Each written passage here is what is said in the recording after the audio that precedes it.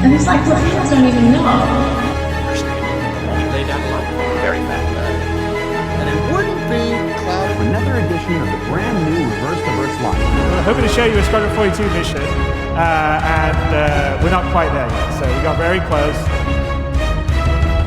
16 times detail. Now we get some drink.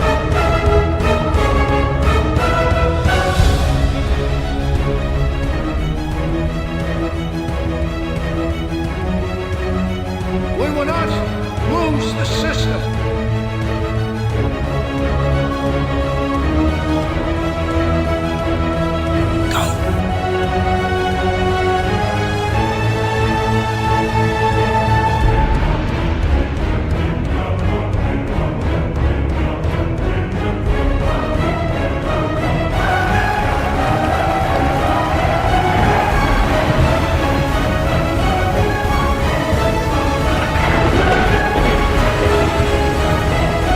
All right, gentlemen, fire up. Now I know you're all asking, when can I play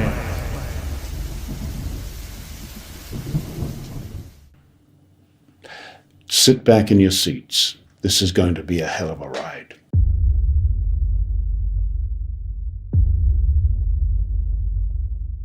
One thing that Squadron 42 has become famous for, or perhaps even infamous for, is the heavy reliance and use of big actor name recognition to promote the game. And of course, this is a conscious choice to add further to the feeling of the game being a cinematic experience.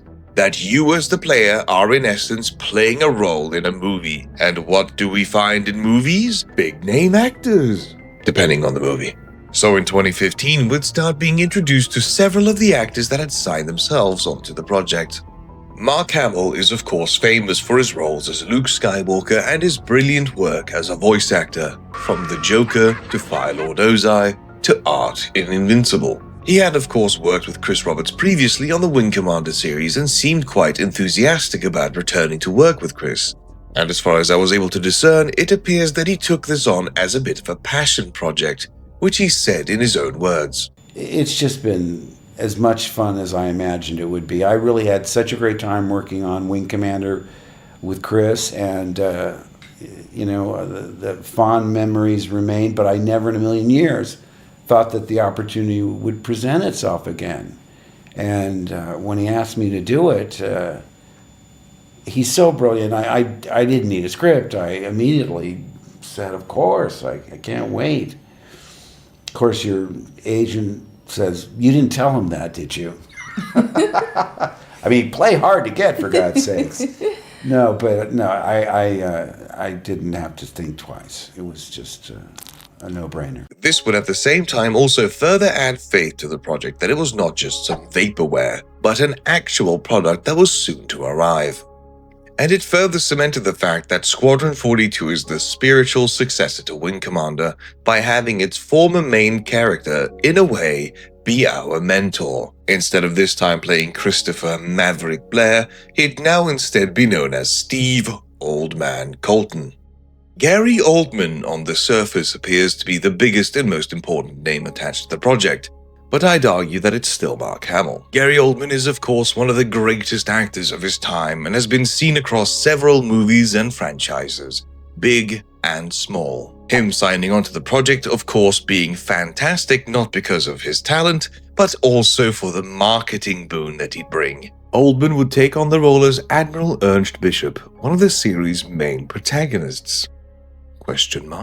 Andy Serkis and his company, the Imaginarium, have been heavily involved in the project due to Serkis's and the Imaginarium being one of the foremost motion capture studios in the world, allowing CIG to in essence do motion capture with one of its true pioneers. Serkis plays the main antagonist of the series, Thule Okure. Thule OK. John Rhys-Davies also worked on the Wing Commander series with Roberts and Hamill, and is of course more than famous, having been in movie series such as Indiana Jones and of course having played Gimli in Lord of the Rings, the greatest film trilogy of all time, and I will die on that hill. A true hot take, I know. He plays Randall Graves, an old veteran that had previously served with Mark Hamill's character. He also wears a badge of particular importance to the writer of this script, for he carries the badge of the Pegasus, a ship that has perhaps been forgotten by CIG, but one must hope and cope that it will return to us one day. Gillian Anderson, of course, also appears in Squadron 42. She is, of course, famous for her work on The X-Files and becomes an early mentor to the player character, taking on the role as Captain McLaren, whose fate appears uncertain after the 2024 gameplay reveal that we shall, of course, cover later. The protagonist, or the player character, would be voiced by Alex Wilton Reagan, who voices the female character, and Ian Duncan, who voices the male character. Oh, of course, my apologies. Body type 1 and 2, respectively. And there are, of course, several more actors that we'd see come to attach themselves to the project over the course of its development, such as Henry Cavill, Mark Strong, Ben Mendelsohn, Rona Mitra, Jack Houston, Sophie Wu, Danny Houston, and Liam Cunningham. And of course, me. And with this, enthusiasm and confidence was strengthened that these individuals would attach themselves to the project, further legitimizing it, perhaps even raising some eyebrows in the press as to the validity of this project. In 2015, a face not previously unknown to the community would finally go from being a mere fan to contracted animator to a full CIG employee. From submitting fan questions to appearing at the 2014 holiday livestream, it was a consequential hiring indeed. Oh, we got a video from Disco Lando. Good morning, Wingman. This is Lando. Disco Lando. And I have a question about multiplayer integration in the Hangar and Dogfighting Alpha. Multiplayer integration? You know I do. Anyway, so far the Hangar Alpha has been a single-player experience. Will the initial version of the Dogfighter Alpha be single-player as well? I remember a time when Disco Lando changed dates 3 times in the same evening, and he ended up home alone with a single-player experience.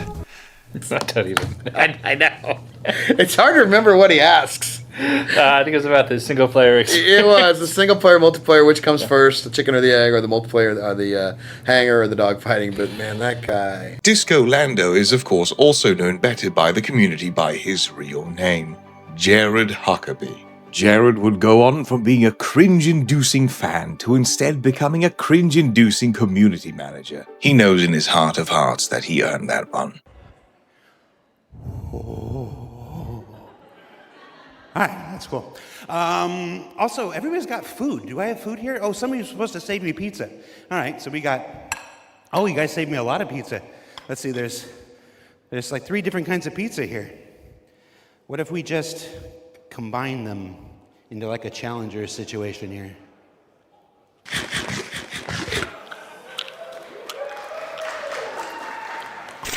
That's a Citizencon throwback if you're not familiar with it. We're all a little bit cringe here, aren't we? His work on the project as its face since the put-in cornering of Chris Roberts has been instrumental to its success. He is, in essence, CIG's face towards the community. He carries the unenviable job of trying to communicate with the frothing hordes of space sim enthusiasts, screeching at every alteration to the game. Through eyewitness accounts of persons interviewed for this project, it can be discerned that by those that have directly interacted in meetings and casually spoken to Jared, he is apparently quite a nice guy. But as stated, his work, though sometimes marked as controversial, has been important to the game's success, as he has continued to work at CIG until the present day. As the $41 million goal was reached, Star Citizen and Squadron 42 would allow for a procedural generation research and development team to be formed. This team would be made up by several former CryTek employees. That, alongside many other CryTek employee acquisitions, would definitely not lead to any tensions in the future between the flourishing Cloud Imperium Games and the struggling CryTek. Marco Corbetta was one of these former CryTek employees that had made the move over to Foundry 42 Frankfurt. Corbetta was one of the major acquisitions from CryTek to CIG alongside many other procedural generation experts. Together with his team, he'd quickly be able to develop early prototypes for PlanetTech. Procedural planets had previously only been promised as a post-launch feature in Star Citizen, but Corbetta insisted he could work and develop it in his spare time. This work would culminate in the video From Pupil to Planet, and PlanetTech V1 would later be demoed in 2016 to the public. But through Corbetta's hard work and enthusiasm alongside his team, the game was revolutionized. It is hard to understate the effect that this short video would have on the project. This marked the first public unveiling of the procedural PlanetTech that would allow seamless transitions from space to surface, with nearly completely free traversal across the surfaces of planetary bodies and space. This breakthrough in technology would again change the scope of Squadron 42 and Star Citizen in its entirety, with Squadron 42's and Star Citizen's game worlds now being able to be massively expanded, allowing the players far more freedom than ever before. It would also mean that planets would no longer only have a handful of points of interest where the players could actually land. So once this tech would be in the players' hands, they'd be able to land wherever they pleased, whenever they pleased, for the most part. And this tech is breathtaking to this day. In many a game's development, especially the longer they are being developed, are likelier and likely over time to be struck by an internal or external leak. Which one of the most famous is of course the Half-Life 2 beta leak that severely affected Valve at the time. And if a studio on the level of Valve was not immune to a leak, neither would a studio like CIG be. So 2015 would mark the first major leak of assets where the community got its first look at several ships developed for Squadron 42. All of these ships have already been seen by the community in their updated format, but I will state now that this is a leak, and if you wish to avoid these, not really spoilers, then skip to this timestamp. You will be given 5 seconds to choose.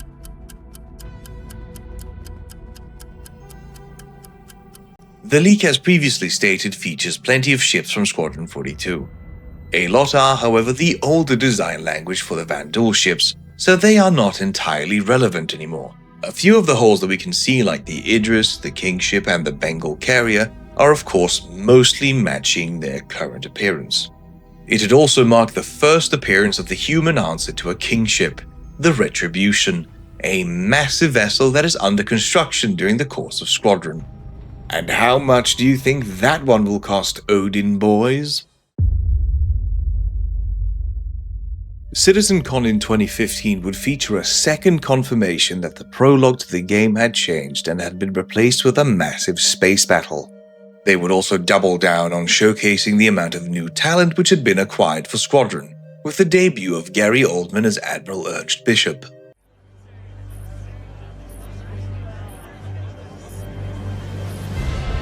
Ladies and gentlemen, this emergency session is called to order.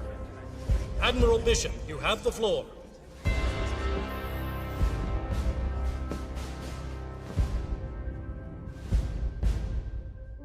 For 200 years, we have battled the Vandal. We have caught these attacks, raids, or skirmishes or incursions. But I am here to tell you that we are at war. Tiber, Orion, Caliban, Virgil, once human systems all but abandoned in the face of the enemy. The Vandal are at our gates, weapons bared while we hide and cower, retreating as they burn and decimate everything around us. We cannot let the tragedy of Vega happen again. We cannot give the Vandal any more ground. To defend this empire, we must attack. And we have to be committed to that attack, whatever the cost may be. We have to rebuild our fleet. We have to use the power of human innovation to reclaim these so-called red systems and strike back at the enemy. This will not be an easy fight. It will cost us in resources, in credits, in lives. Well, some of you may be asking why undertake such a thing, and I can tell you in one word. Victory! For if there's one thing the Vandal has taught us, it's that without victory, there can be no survival! This would mark a landmark in the development of Squadron 42, featuring a high level of fidelity during the cinematic, which interestingly led to many arguments across the comments and the internet in general, namely if the graphics were considered good enough or if Gary Oldman's performance really was as spectacular as CIG and fans would laud it as. During the shooting of the speech, Sandy Gardner stated the following. I heard that you were just rehearsing and like everybody stopped and everybody's jaw just dropped and went, Ultimately, however, it was a smash hit to those that mattered. That, of course, being the fans who still enjoy the speech and performance to this day. But the Oldman's performance would not be the only one that would be witnessed at Citizencon in 2015. The community would finally be seeing several other actors in Star Citizen and meeting a few of the characters in the game. That, of course, being Morrow and his Morrow Tour. Oh, hey! It is supposed to be an optional path the player can choose to take if they wish to further familiarize themselves with the UEEN Stanton, an Idris frigate. This tour would mark the first in-engine appearance of the Idris frigate with a full interior officially, it having previously been leaked in white box, showing a remarkable leap in progress with their technology that they had this fully realized. Even though the Idris would be showcased several times and even be included in Star Citizen as a boss battle, it would take several years for the ship to finally be put into players' hands. This tour also further showcases the player's ability to choose how they interact with the characters around them. Squadron 42 is supposed to feature a highly detailed system where you as the player through your actions have an effect on the characters you do or do not interact with. Meaning that if you start a conversation with a character, then for whatever reason choose not to do what they like or just walk away mid-conversation, they are not liable to like you. But this will be discussed further along in the documentary. At ease. Now, Captain White likes to meet everybody who comes aboard his ship, but I wanted to have a quick word first. So why don't you take a seat?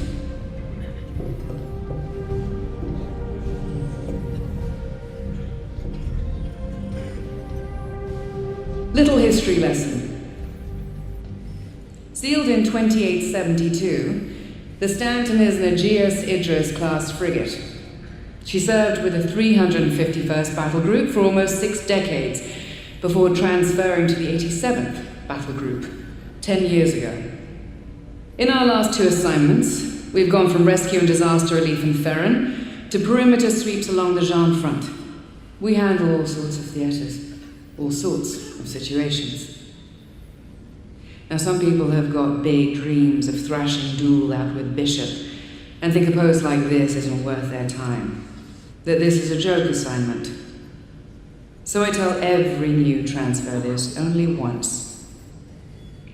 We may be a small crew, but the work we do matters.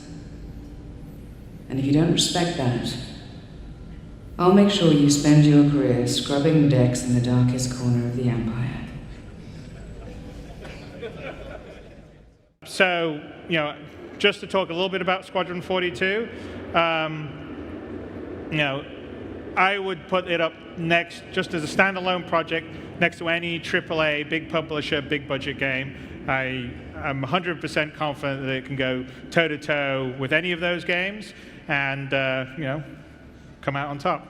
I wanted to sort of show you the difference between Okay, so this is Outland. This actually is the Outlander script, but it's 116 pages. So this is like a normal film script you normally shoot, and then this is essentially what Wing 3 was, Heart of the Tiger. As you can see, it's a lot thicker because you have obviously a lot more options. And then this was Wing 4, which was a little longer than Wing 3, but not significantly. I think it was about 411 pages versus 324. And then that's what we shot for Squadron 42. And that's all enabled by you guys. So I don't know if I can do the like that. Bam. So, sorry, Dave, I should have picked that up. But yeah, no, so there's going to be a massive amount of game. Which is obviously why it's going to take a little longer than we originally thought, but I find it important to state that just because it is long does not guarantee that it is good. Isn't that right, Herring? Hark, everyone, for the year of release is soon upon you. The phone is ringing. Will you so boldly go into that dark night and answer the call? Upon the completion of 2015's Citizencon, a new page would appear on the RSI website featuring Gary Oldman's speech alongside the tagline, "Answer the Call." This being the official beginning of the marketing for Squadron 42 as they strove towards a 2016 release date, meaning that the game had sadly been delayed by 2 years, which of course was not unheard of when it comes to a Chris Roberts project. So overall, 2 years was not a bad overshoot, right? But as I made a pledge quite a few years ago when I said we kept on raising money, I said I'm going to take the money we raise and I'm going to put it back into the project, and we're going to make the project bigger and better, which is true for Squadron 42 and true for Star Citizen.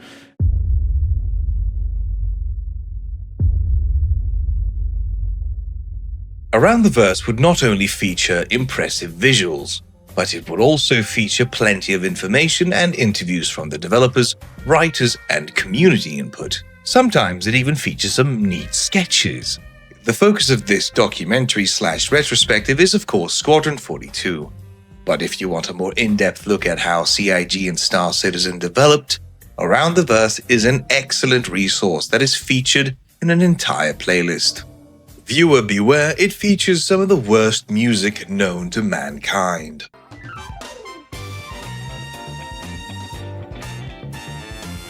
During the course of Around the Verse, the community would be treated to several sneak peeks into Star Citizen, but even more sneakily into Squadron 42.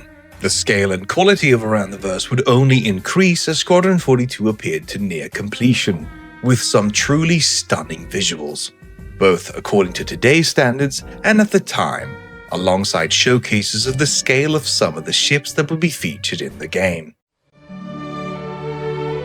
Just as a little highlight for you guys, we're going to take a brief look at the Bengal. It's the first ship that Chris revealed for Squadron 42. It's a big beast. We've done extensive work on the hangar and the exterior. To give you an idea of the scale of the Bengal, you can fit an Idris inside of the Bengal's hangar, pretty much. You can't quite fly it in, but it's pretty close. So it's a huge undertaking. It requires a lot of investigation into different lighting techniques, different construction techniques, different meshing techniques. Essentially, it's just one big bowler suit that we need to work out how we're going to first of all fit it in memory, make it render, and make it fly. So it's never been done before in any game, and that's the challenge that we're approaching here. So in total in the Bengal, and this isn't just a hangar, we've got a total of 7 artists working on the Bengal at the moment. They kicked off about, beginning of the year. Before that, we were kind of R&Ding how we're going to approach it efficiently. We got Jay, who's been heading up the hangar process for us, We've got Ian, who's been working with Jay, and we've got Robin as well, who's looking at the bridge. And then we go to exterior work, which is another challenge in itself. So we've got Phil, our senior artist, working up. He's just come off the Starfarer, so to give you an idea of the quality that we're going to be pushing there. And when you approach making kind of ships over a kilometre in scale, the construction technique in 3D completely changes. We can model everything up to a certain extent, but then you have to start relying on kind of clever shader techniques to get that sense of scale on massive volumes and make the overall aesthetic of the ship work with those construction techniques.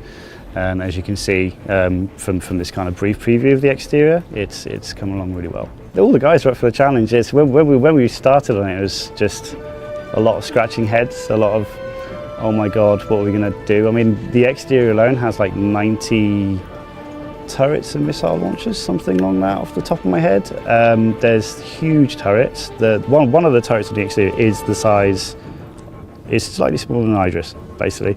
You put a Gladius next to it, it just dwarfs it with this cannon. It's brilliant.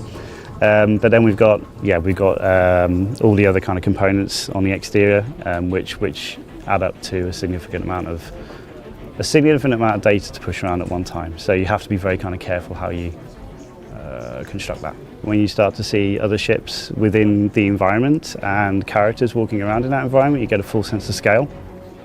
As I mentioned, it's massive. This comes with its own set of challenges for kind of how much kind of geometry we can render.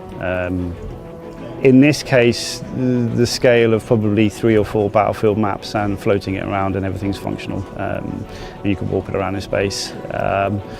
That's never been done before. We're up for the challenge. We're doing it. It is a challenge. Nothing in life is easy in this industry, but I'm fairly confident we're about sort of 70% of the way there now. Once all that kind of underlying tech comes on board, it will work. As you can see, it's looking beautiful. So, yeah, that's the challenge that we've got for the next, should we say, 3 months. I'd estimate it'll be done. Yeah. We would not only see an increase in quality, but also more in-depth looks into ships and systems that were being developed for the games. And these are of course some of the videos that we will take a look at, being slightly cut down for time, but as most of the community haven't seen these videos, it is important to be caught up. The community was happy. It was waiting and was finally in the year 2016 when the already 2-year delayed game would be released.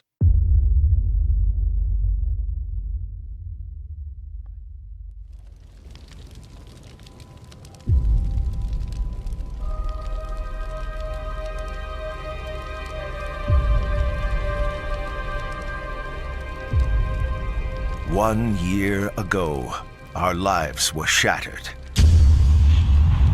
But we have not forgotten.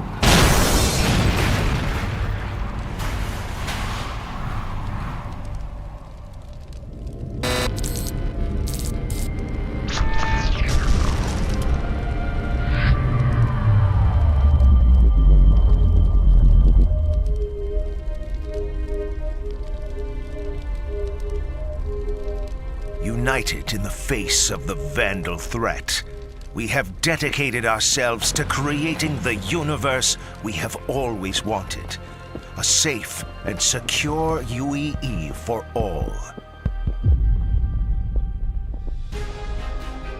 Thanks to your continued support in the sale of war bonds, the UEE is proud to announce the Militia Mobilization Initiative, authorizing the sale of certain military-grade ships to ensure that civilian militias are properly equipped to defend the Empire in times of need. We will ensure a brighter future for our children. At the forefront of that effort is RSI's newest ship, the Polaris. Combining devastating firepower and searing speed, the Polaris-class corvette is effective against a wide variety of aggressors and scenarios. From delivering humanitarian aid to tactical operations, the Polaris's ability will make it an essential part of any fleet for years to come. But the Polaris is only the tip of the spear for this grand initiative. A full line of other ships are now available for a limited time.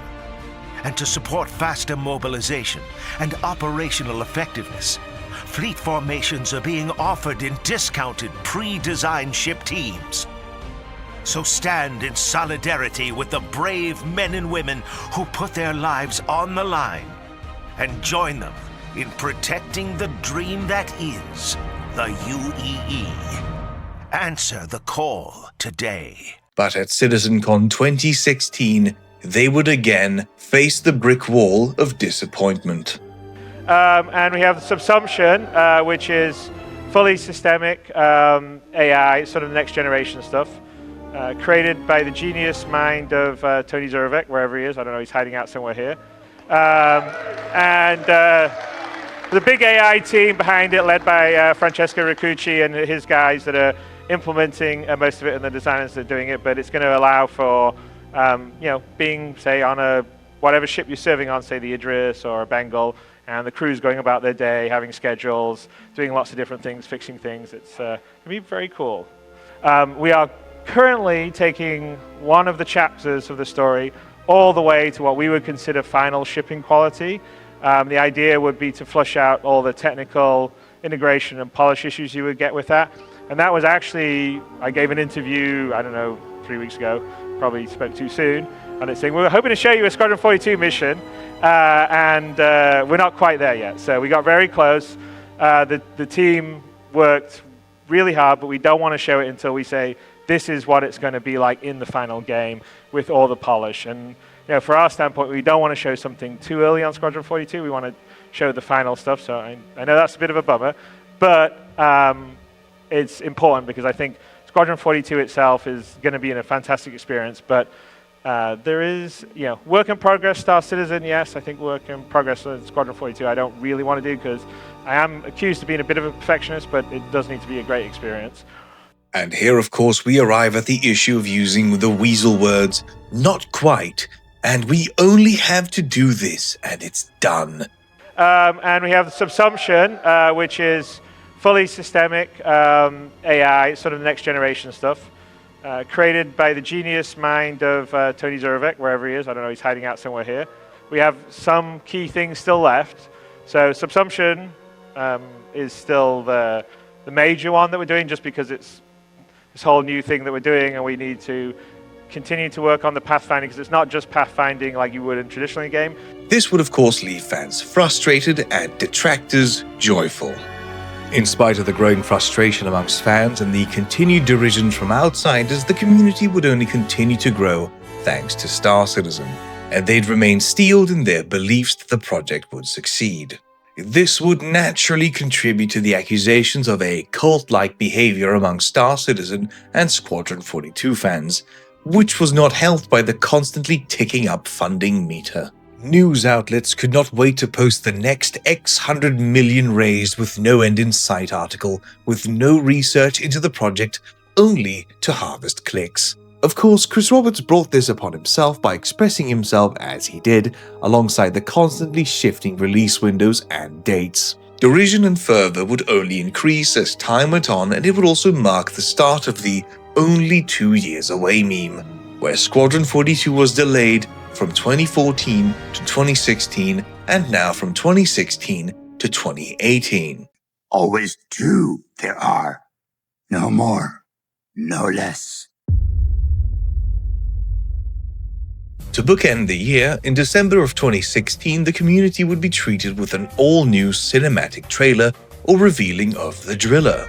The Driller is a Vandal Capital-class ship, and it would be shown for the first time to the public in this stunning cinematic, showing the redesigned Vandal species alongside the new design linguage.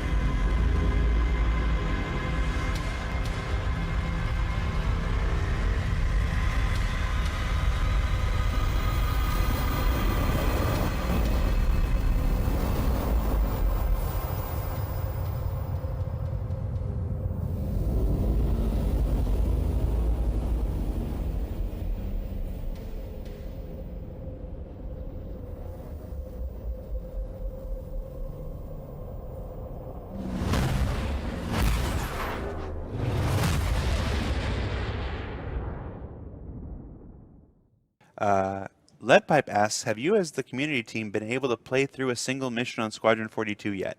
I have been able to, but I have chosen not to. I have played through every mission because I come from QA and it was my job to do so. Yeah.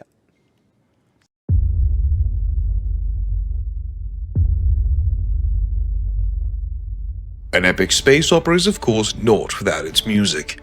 Thusly, a series of composers have been brought on for both Star Citizen and Squadron 42. But the dust would eventually settle on two major composers for the project, which we will cover now. Pedro Macedo Camacho is of course well known in the Star Citizen community for composing its main theme and several beautiful tracks such as the highly praised Bloom theme.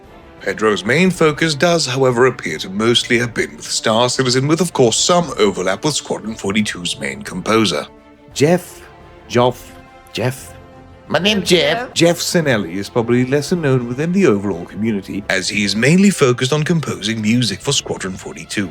His music is only heard usually when Squadron content is featured, making it a sadly rare treat to hear. His work is, however, no less important and will most likely become just as iconic as the works of Pedro. It could be assumed that he works closely with Pedro to maintain the same musical DNA as each other, so there is some consistency in between the music, but that is mostly me guessing.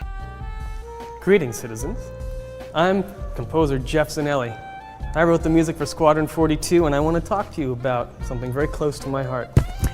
This is the soundtrack album. And I just want to go over a few highlights.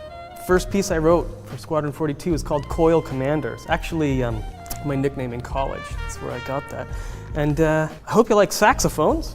We have another one, Admiral Bishop's Tax Return.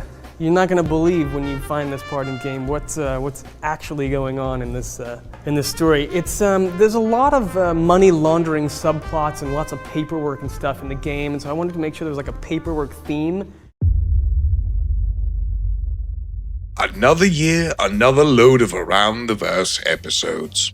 Not only would the community be treated to stunning ship interiors and visuals, we would also see features that would be teased that have not been witnessed in either Squadron 42 and Star Citizen up until the current day. Now starting work on new gameplay elements like suit punctures, oxygen recharging, and depressurization. Perhaps it could be surmised based on the footage that this could indeed be a feature that has been brought in for Squadron, and it has been secretly developed just for that game so far and might migrate later to Star Citizen upon the release of Squadron.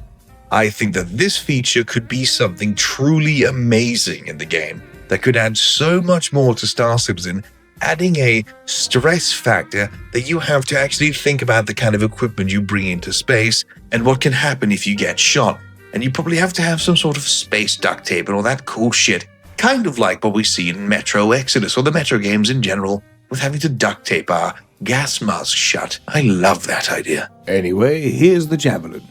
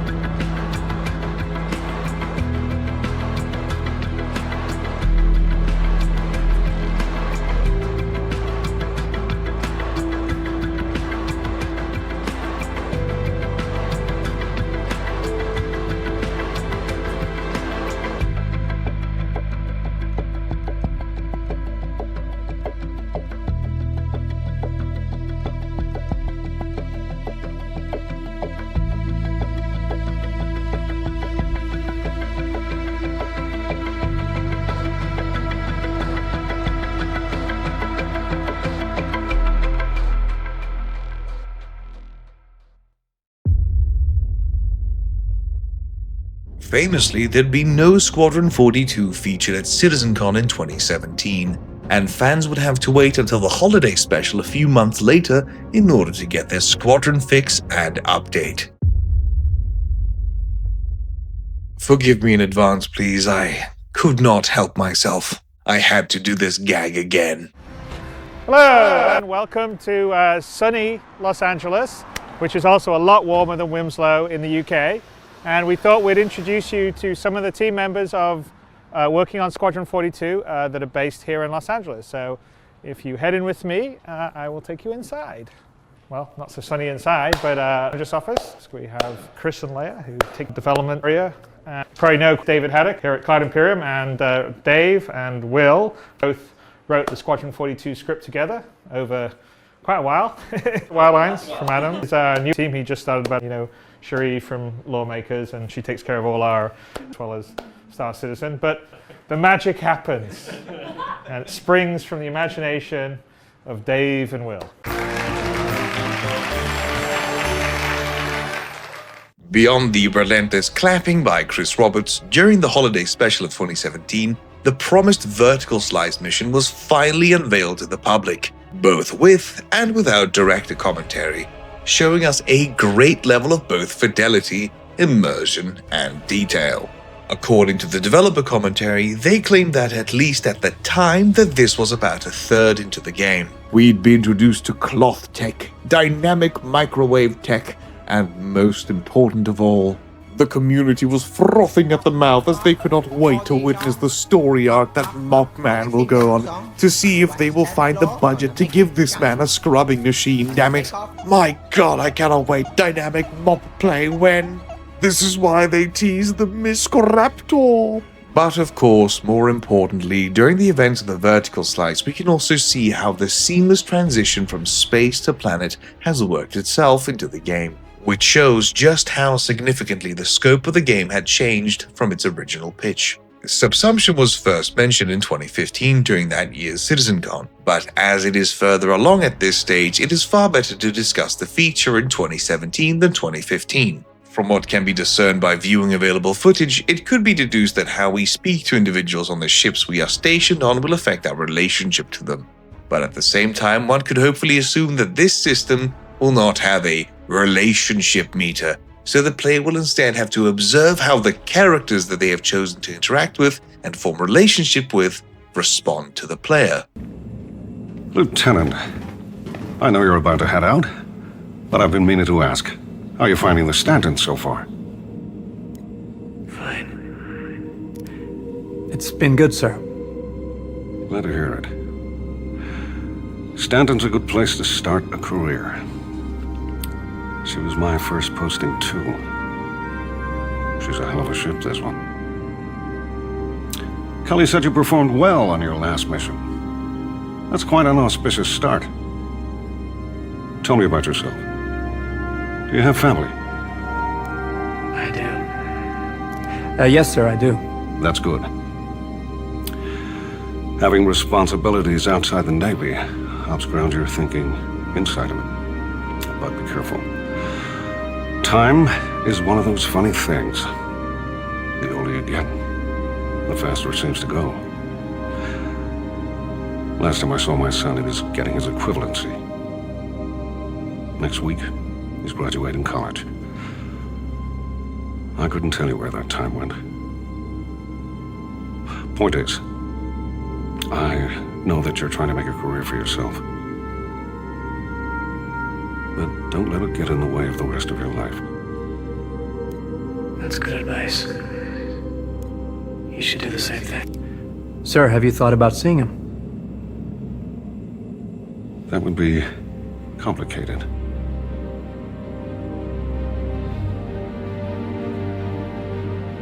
I've kept you too long.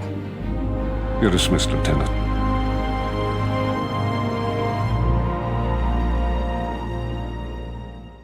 Which can assumedly mean that certain crew members can die. It would make sense for Chris to take a page out of Wing Commander's book and have that heavy consequence to the player's failure to act properly, or perhaps in time.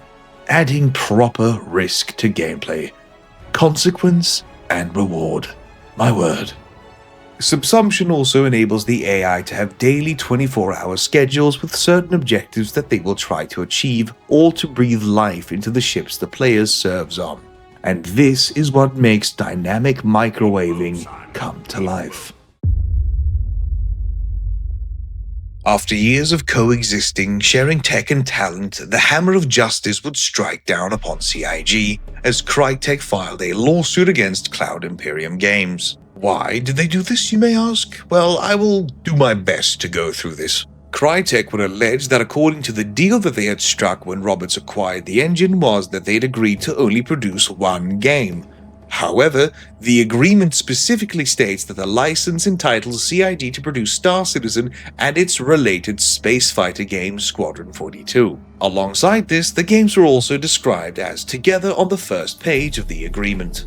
CryTek would also allege that Cloud Imperium Games were in breach of contract due to switching to another engine, Lumberyard, which is a modification of CryEngine, claiming that due to their agreement, CIG had the obligation to only utilize their engine. There would also be plenty of more minor points that were brought up, but they are less important. But this lawsuit would prove an unnecessary headache during the course of the development of the games that was already quite rough enough. Perhaps one could also argue that even though CryTek was in financial difficulties, an aggravating factor could also be CIG's incessant, shall we say, acquisitions of former CryTek talent. We will discuss the conclusion of the lawsuit and its culmination in 2020. 3 years away. 2018 would be yet another year of disappointment for fans, as instead of releasing, Squadron has been delayed once again. The head of, the CD Projekt Red was talking about, how they, they stopped here, they refactored this, they redid this, they iterated, they did that, because that's game development. That is game development. It's also game development when you're reaching really high and you want a very high quality bar, and you're not sort of locked into, we've got to release for the Christmas quarter because that's what our shareholders need. And it is part of the process to make something really good. And, you can see it in Red Dead Redemption 2, which is like it was going to come out, now it's going to be later because they need a bit more time. Rockstar does this a lot. Blizzard does it a lot. We want to make a great game, so it takes time. This time with the promised caveat that a beta was planned for 2020, only 2 years away. Which only added more fuel to the fire of the meme only 2 years away. Wondrous indeed. But perhaps one could discern a potential silver lining, that in spite of these delays, there was some hope on the horizon in the form of private equity.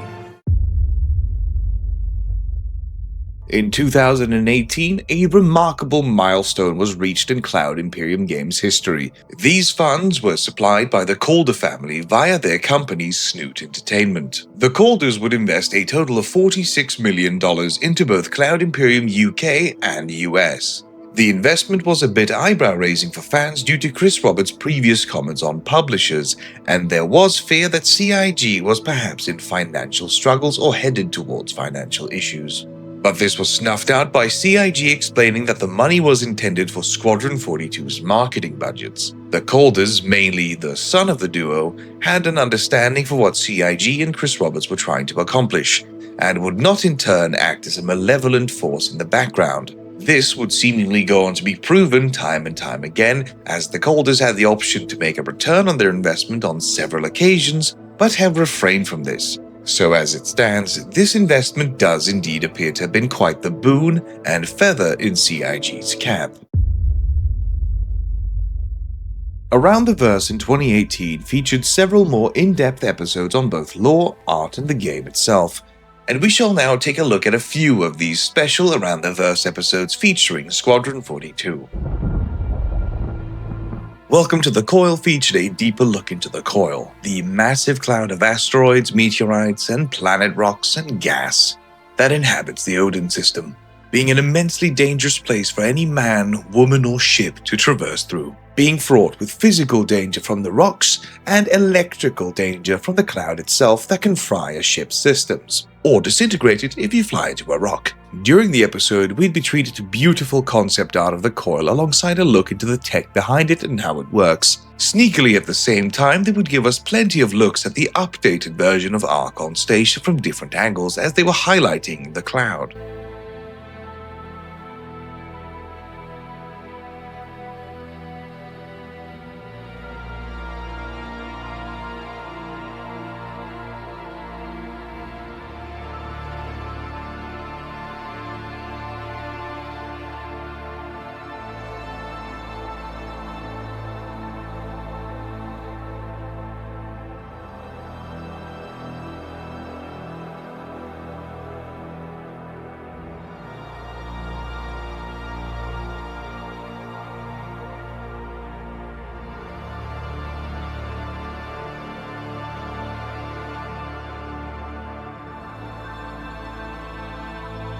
But how does it feel? How does it look at any point? Not just specific locations in the live stream, but also locations for the rest of the game as well. Like, this is going to be a huge part of the game. So, and we've got a lot of content inside the coil. So defining how that looks and feels is important to us. Really late on in development, we're talking maybe a week or two before we went live. We had a direction change on it. What we had made was looking pretty cool, but it didn't feel menacing enough. It didn't feel. It felt too enjoyable. The Living Idris is sadly not an episode about an Idris that comes to life as an Idris mecha god, but is instead a look into how the AI work on Squadron has progressed over the years. We see how the AI follow their schedules and have their own lives, so to speak, as they interact with the ship and the people around them. We'd also get a wonderful look at the uniforms of the UEE naval personnel aboard the Stanton, and how much thought has been put into it, taking plenty of inspiration from modern aircraft carrier personnel, even going so far as to having brought in actual flight crew to mocap the moves we see on display on the flight deck. Oh my, more conversations with Captain Onion as well. Maybe even take a shower. One nice thing about the older engines on the Stanton, plenty of hot water to go round. From janitor to flight crew, everyone has had an impressive amount of detail worked into them.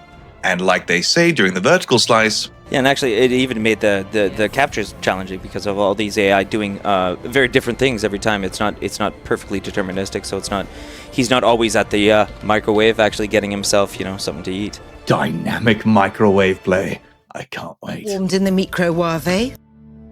Reverse the Verse will be featured the first time in this documentary, and likely the only time, as this show acted as its time's Star Citizen Live. But this one will be featured because this Reverse the Verse has a main focus on Squadron 42, featuring the Roberts himself. But to save on time, I will curate only the finest and most interesting of the questions and answers.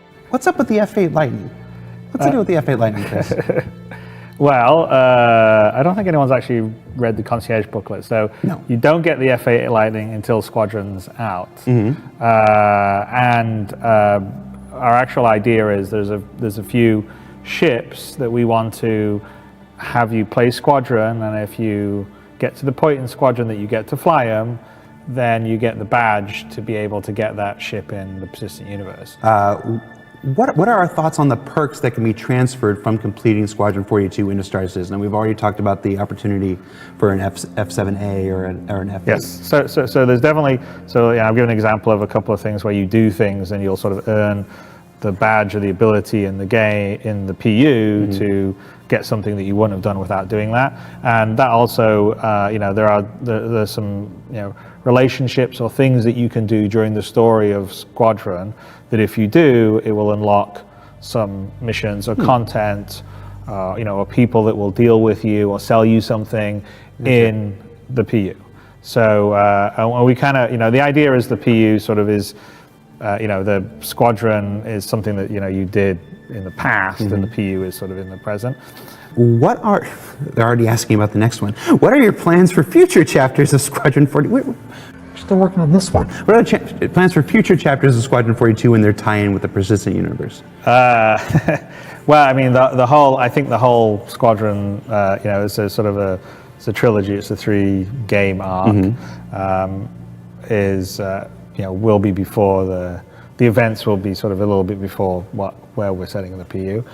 So it will have the same kind of impact that we'll be unlocking new things. So kind of what we would do is we would be doing episode 2 or episode 3. We'll also be adding some opportunity or have content that could be unlocked if you've done that in the PU, sort of like the match of it. I mean, we are actually starting right now the very early stages of, we had an outline of, 1, 2, and 3, and now we're in the process of starting to flesh out 2 and 3, because our goal would be to get 2 and 3 written and then probably shoot all the performance cap back to back.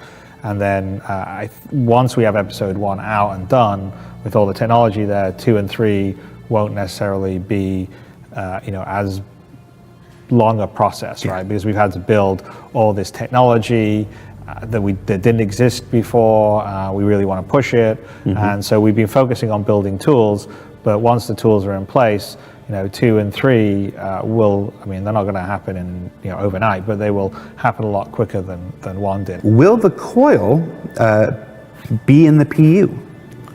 The coil will be in the PU. I mean, Odin will be in the PU. A lot of questions about character customization in Squadron 42. I know with the roadmap out yesterday, we saw the first sense of character customization for Star Citizens coming in 3.1. Will it be the same system for Squadron? It will be the same base underlying technology. I mean, the system, what will be in 3.1 is very basic. It's basically just switching between heads and hair and changing eye and skin color, which is not the final destination for that. I mean, the final one will be full on, you can change, morph the face. So we're still in progress on that side of the technology. It sort of ties into the kind of head rig that we talk about. We have this like real-time head rig, so it allows us to take any like performance and then map it onto any other head. I mean, we can have Gary Oldman driving the Thull, the Vandal Thull, and we've done that to have fun. And it's one of the things that allows us to do the faceware technology and stuff. But so there's still a fair amount of R&D, but the final version of that will absolutely be in Squadron. That's the plan, and you'll also see it in Star Citizen, and it's built in as part of the story. So essentially, what happened? There's a it is part of your journey to end up in a place that you need to choose what your face looks like. What part, if any, of Squadron 42 will be cooperative?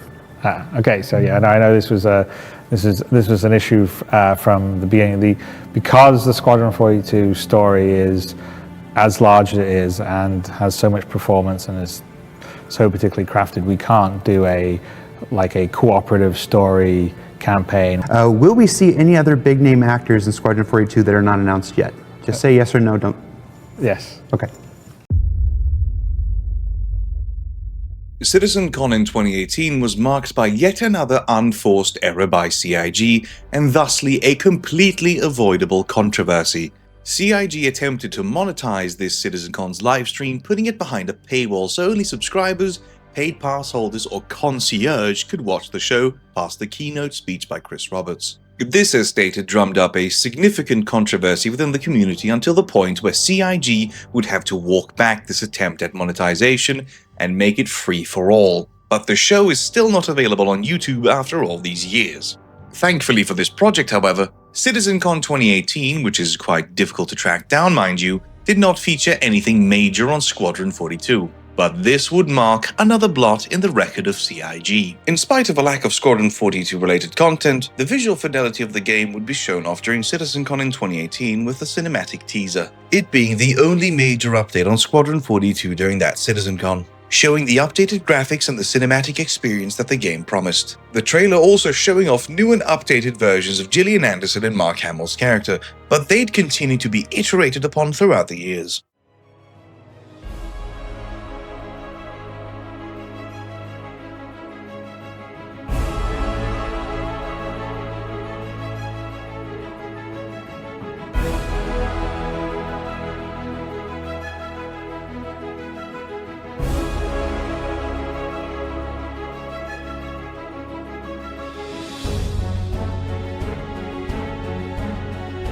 I saw you apply to the Flight Academy again.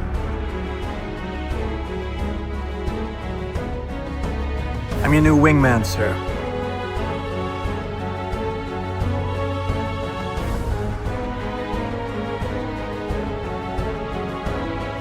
Coil.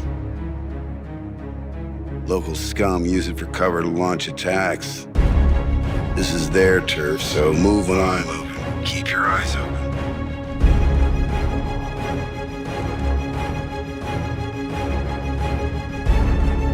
No southern moves. Who the hell are you? We're OMC. And OMC belongs to Citizencon. Is that your boss? Are we supposed to be scared of him or something? Yeah. The OMC aren't the only ones listening into comms.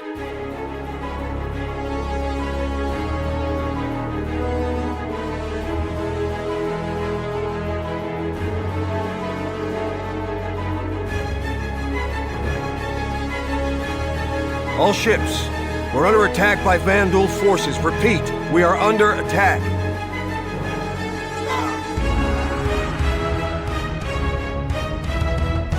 There have been battles. There have been losses.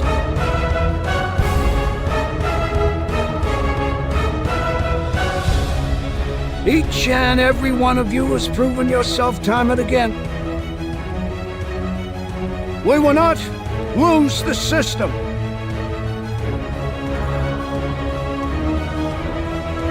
We will not fall back. You got one. Copy that. Tally's on me. Let's say hi. We will win. Because we have to.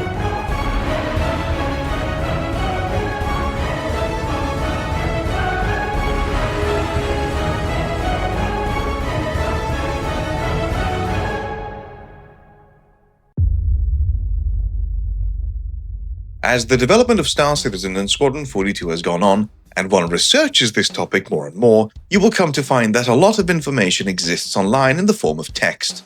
A lot of text. And as we begin to find ourselves in what could be called the years of drought, or years of silence, we find that most updates for Squadron 42 exist in a textual format after a certain point.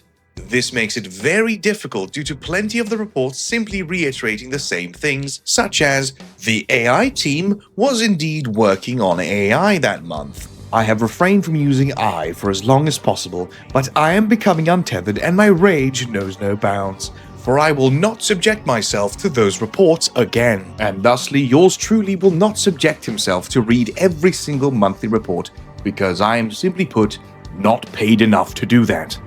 And I may be insane and obsessed with these games, but I am not that insane, nor that obsessed, yet. Interestingly enough, however, most of the things that they speak of during the monthly reports would be work that would eventually be put in trailers anyway. The end of an era arrived as Around the Verse was finally cancelled after having an impressive half-decade run with 200 episodes. It would go on to be replaced by Star Citizen Live and Inside Star Citizen, this time instead being spearheaded by Jared Huckabee. It would also mark the stepping back of Ben Lesnick and Sandy Gardner from being the forward-facing heads talking to the community. They'd still work with the company, but different roles.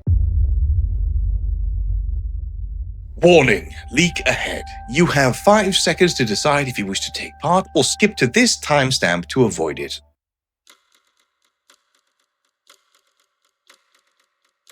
During 2019, a leak occurred where a 9-minute video featuring Squadron 42's locations, ships, and even an early version of the later 2024 space battle. It had featured numerous previously unseen locations and alternate angles of ships attacking during the course of the space battle. Most of the things seen during the course of the leaks would not be seen again until the later I Held the Line trailer in 2023 and 2024 respectively. Like Star Citizen, Squadron 42 also had its own separate roadmap that the fans could use to attempt to read the tea leaves and manifest the current completion level of Squadron. But as we can see, it is rather odd. How is human combat AI V1 different from V2? I don't know, and oh look, the atmospheric flight model was done in 2019! So what's all the fuss about in later years? Oh yeah, they iterated on that too later. Oh wow. So the community would be presented with something being finished or delivered, only to then later be iterated on, changed entirely, or simply improved, making it very hard to discern how complete the game actually was. Release of the roadmap, I have very much made sure and asked the team that what we put in there is what we can achieve with what we have right now. Right. So that sounds like a little bit of a change from what you said earlier, where you said some of the scheduling and the predictions involved staff that hadn't been hired. We try and learn. So believe it or not, we got aggressive. We did the stuff, and we said, well, this time let's just put it in the roadmap, which is people feel is completely doable. And then with what we have right now, and then rather than not sort of say, okay, yeah, but we should have another team built by this time, so we'll be able to get this in the future. And so my hope is we will get some of the teams going, and then that will actually be able to mean that we can push some more stuff in.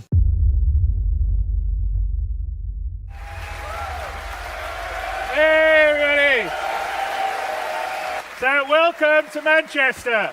To the great disappointment of fans, Citizencon in 2019 will not feature anything in regards to Squadron 42. No demo, no new cinematics or tangible updates, leaving fans to wonder until the 25th of December in 2019 for a short 3-minute and 40-second teaser trailer. So we had coffee in the last Citizencon demo. So yeah, well, again, this plays towards our actor status, which we'll get into a little bit later, where you will have to eat, you will have to stuff to stay alive. No release date was ever hinted at or given, further leaving fans frustrated going towards 2020 and hopeful that the beta was still within reach. The 2019 visual teaser would be the most major official showcase of in-game assets, cinematics, and stuff in Squadron 42. The teaser displayed several interesting sneak peeks, even ships that would not be seen in-game for 6 years. The impressive visuals would all of course be in-engine and take visuals from all over, assumedly just the Odin system with some quick snapshots to the Vega space battle.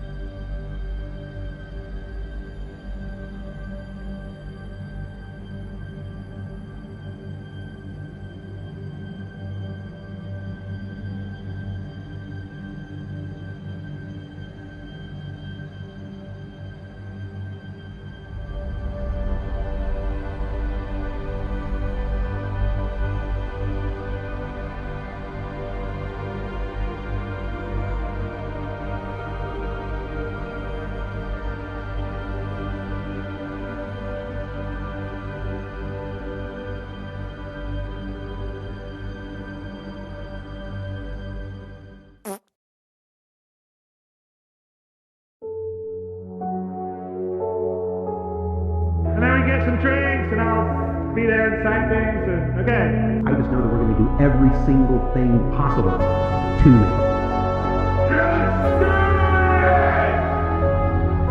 I'll bet you stay up late nights just polishing it, huh? Which is obviously why it's going to take a little longer than we originally thought, but I think... Sit back in your seats. This is going to be a hell of a ride. Take care.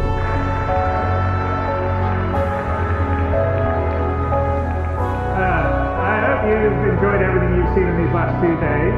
I found it hard to say Admiral Bishop. See, I can't do it.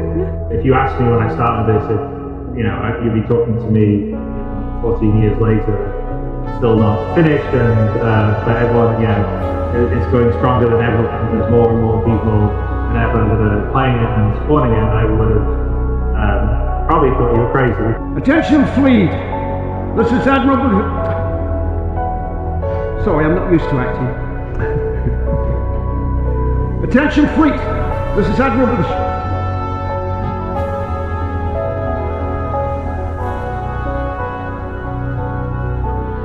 Attention, fleet! This is Bishop. You are ordered to immediately withdraw. Who the hell are you? So we got about 4 hours on the live stream. We're going to show you some stuff, talk about some stuff. Here we go. You guys out here who are beautiful, wonderful, early adopters, willing to put up with bugs, jankiness, not a great new player experience. We know all those things are things that we want to fix and improve, and we want a game that everyone can just get into at the beginning, understand it, have fun, pulls you into it, and then has a huge amount of depth.